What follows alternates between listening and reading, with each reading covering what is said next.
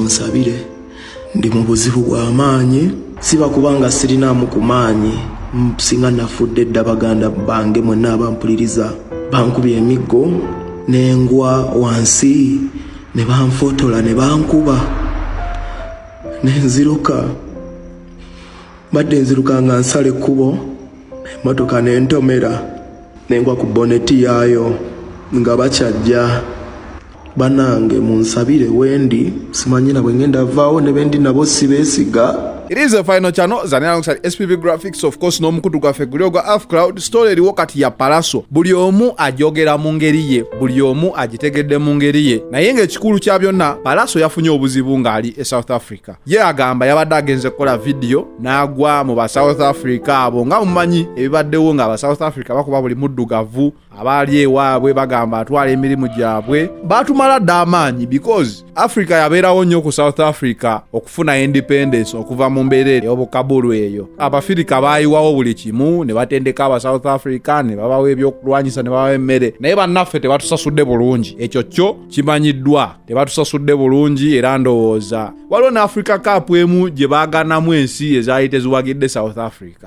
Nzijukira nga Africa ebaddewo nnyo ku South Africa. Kati n'omuyimbi waffe Pallaso yafuniddeyo obuzibu ye ng'agamba nakyo kirabika kyekuusa ku nsonga eyo ebadde egenda mu maaso wansi awo mu South Africa. Wabula mu Uganda amawulire agafunika ganjawulo. Waliwo abagamba alabika abadde mu kikola kya bwenzi, waliwo abagamba kabadde kabadisi tanti kubeera nga ahayipinga show gy'alina ku Sunday eno. Byonna byogeddwa naye ng'ekikulu ekiriwo nti munnaffe yafunye obuzibu. Oba yabadde kuki Uganda kyerina okusooka okufaako nti omuyimbi waayo oba munnayuganda munnaffe mulamu, ekyo kisanyusa. Ekyokumusalira omusango tukirekere Katonda. Tulabye abasajja nga bakakensa, waliwo kino ekivubuka ekifaanana obubi ennyo ekiringa endeku ekikola ku Sanyuka TV kiri awo kirina omutwe gulinga omulinnyire mu luguudo. Mbabalanga abantu abatalina magezi. Bangambye bakiyita case. Si wakabi nnyo kyovula mbadde simumanyi. Si wakabi awalampi abayimbi bangi nga yagala nnyafuuko wakabi. Naye Katonda yakutondawo otyo. Tolina bojja kukiwoka mpozi nga akatiba kakyuse. Olaba story n'ogamba ono munnamawulire oba muntu alina mpiiga ye. Omanyi waliwo abantu abakola ebintu naye nga akikozesa bukyayi. Nyinza okuba mbadde personal because ku Pallaso mbeera personal. Naye kyonna kyekiri tusooke tusanyuke ndi munnayuganda munnaffe muganda waffe mulamu. Kyannaku nnyo era kibi ti bannayuganda bannanga abamu bagenze ku internet ne bateekayo amawulire ebintu ebibi nnyo ebisembayo obubi. Kitegeeza nti bannayuganda abamu baafuna ettima nga bakakensa n'abalala bangi baani sibajjukira nenzijukira oyo omukulu omukakensa as a blogger. Kiswaza nnyo era kibi nnyo okuba nti mufunye n'ettima eri okwagaliza munnayuganda munnamwaffe. Yongeza ku ddoboozi.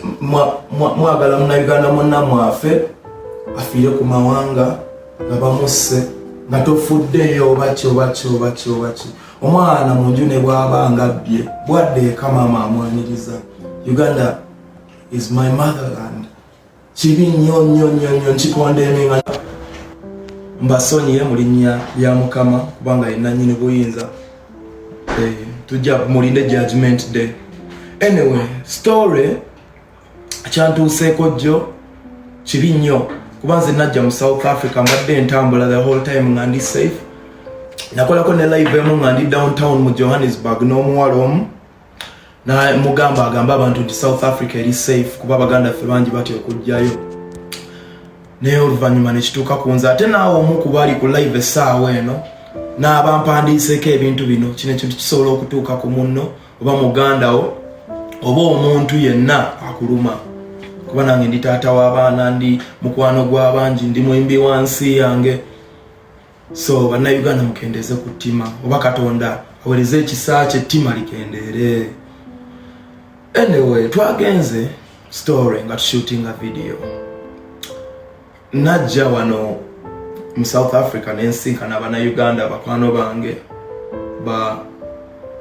bangi bakiwunyadde no abaaniriza abantu eno ba Media Adams, Hajat Zaitun, ne banyaniriza era video we twatuse gishootinga ne tuji Hajat Zaitun oyo yanyambye nnyo bambi nampa ne ku sente ne nampa ne nyumba ye ngikozese ne shooting okuva ku nyumba ye tomugambe tujja muddamu ne tu shootinga ku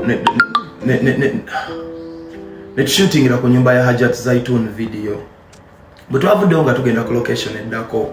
Ekyokusala omusango ye yamanyi ekyabaddewo kyabakugamba kyotwala ye yamanyi ekyabaddewo. Mujjukira ne story ya Kamiliyoni we bamukubira oba Kenya oba Nairobi oba Dar es Salaam ebigere ne bagamba yavudde ku kalina n'agwa paka kati teri amanyi kikyaliwo naye buli omu yaleetawo emboozi ye n'agiteekawo. Naye ekikulu ekiriwo okubeera nti oli ababadde mu kintu ne Katonda we ne kyagamba ky'olina okutwala. Oli ku Final Channel osobola okumpa endowooza yo gy'olowooza ku story eno. Naye nga nze ndi musanyufu nti Palaso mulamu, ndi musanyufu nti Munnayuganda munnaffe mulamu, ndi musanyufu nti Obi muganda wange mulamu. Nze kyagamba kyonna kyekiri mu story eno ekikulu kiri nti Palaso abaddeko mu ddwaliro, tulabye ku mikono gye nga kuliko amabwa. Bannayuganda tuyige okweyagaliza. Yes, tuli bannamawulire tuwaayo buli ekibaddewo mu butuufu. Okuddaawo n'obeera nga buli ssaawa oyagala munnaafune ekibi ekisingayo, ndowooza si gwe mutima oguzimba. Palaso wanadda tujja mufuna y'omu ku bantu abaasooka nno okumpa interview nga ntandika channel eno n'amagezi. So bwanadda tujja mufuna atubuulire ddala ki ekyaliwo nga tuggyeko buno buli omu bwaleese eggulire lye. Ekirungi ky'omuntu okubanga akyaliwo nti ye asobola obbabuulira ekituufu ekyaliwo okusinga okudda mu wolokoso. Njagala nnyo okwebaza omukulu MC Norman. MC Norman yabaddewo nnyo ku lwa Palaso. Story eno yonna ogirabanga MC Norman yakibaddemu nnyo. Ali based in South Africa naye Munnayuganda. Ena akayimba akapya ne Peter Miles musobola okanoonyako ku YouTube ye ne mukalaba. MC Norman. It is a Final Channel. Zanera alongside SPV Graphics ne Afcloud. We out.